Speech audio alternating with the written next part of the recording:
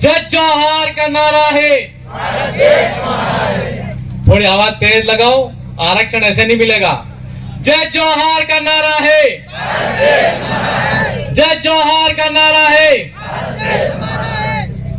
अनुसूचित क्षेत्र आरक्षण महासम्मेलन में आज बांसवाड़ा जिला मुख्यालय पर आयोजित हो रही सभा, सबसे पहले मंच पर हमारे समाज के वीर योद्धा जिन्होंने आज सामाजिक क्रांति के माध्यम से देश को आजाद कराने में अहम भूमिका निभाई, उनको शत शत नमन करता हूं। और गांव गांव टाणी टाणी से आने वाले मेरे युवा साथी आप सबको, और डूंगरपुर के आने वाले मेरे युवा भाइयों, श्रीमान राजकुमार जी रोत, हमारे सांसद के प्रत्याशी, आप सभी को मेरा क्रांतिकारी जोहार।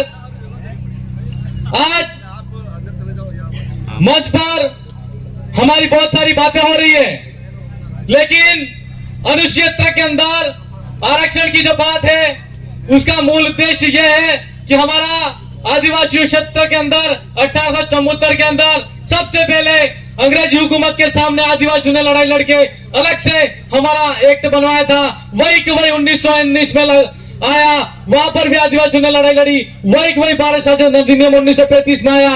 इसके बाद में हमारे देश के अंदर जब संविधान बना तो 1950 के अंदर 5वीं अनुसूची और अनुसूचित क्षेत्र को शामिल कर किया गया, लेकिन अनुसूचित क्षेत्र में आदिवासियों के ऊपर 5वीं अनुसूची जो पूर्ण रूप से धरातल पे लागू होनी चाहिए थी वो नहीं हुई।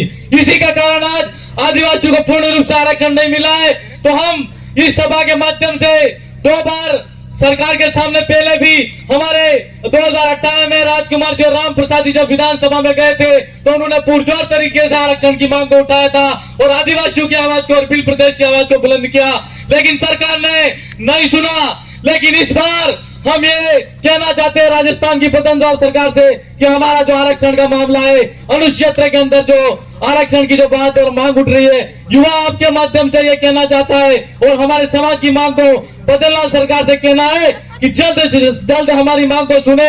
अगर हमारी मांग को नहीं सुना गया तो ये निश्चित तौर पर समझ लेना कि आने वाले क्षेत्र के अंदर, आने वाले टाइम के अंदर बीजेपी के और कांग्रेस के यहाँ पर जो भी नेता है उनको हम जूतों की माला बनाएंगे और जूते मारेंगे। आज एक बात और कहना चाहते हैं कि इतने कम समय के अंदर आप सबने देखा कि हमारा बागीदरा विधानसभा के अंदर 2020 मैच हुआ था, लेकिन 2020 मैच के अंदर यह पता नहीं था कि मैच ड्रॉ हो जाएगा, फिर से होगा। इस बार मैच फिर से होने वाला है। तो आप सबने देखा कि समय के साथ में एक बात भी था जिसका मतलब मोदी से प्रभावित हुआ यूं कहते हैं, पर हमको ऐसा लगता है कि आप मोदी से प्रभावित नहीं हुए थे, ईडी से प्रताड़ित हुए थे और इसीलिए आप बीजेपी के अंदर ज्वाइन करने की मजबूरी हो गई।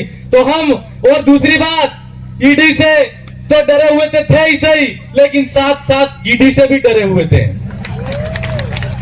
तो दोनों डर से उनको बीजेपी का दामन थामना पड़ा।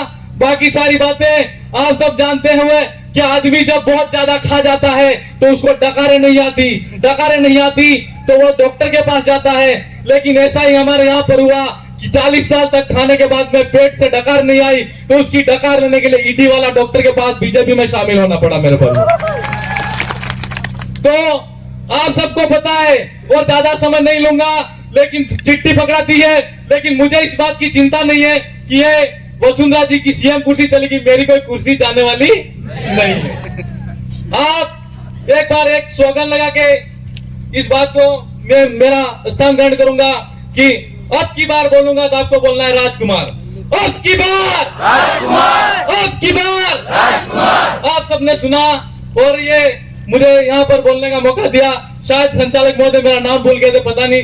आप सबको जय जोहार, जय आदिवासी, जय बिल प्रदेश। फिर मिलेंगे, बार बार मिलते रहेंगे। आप सबकी जय।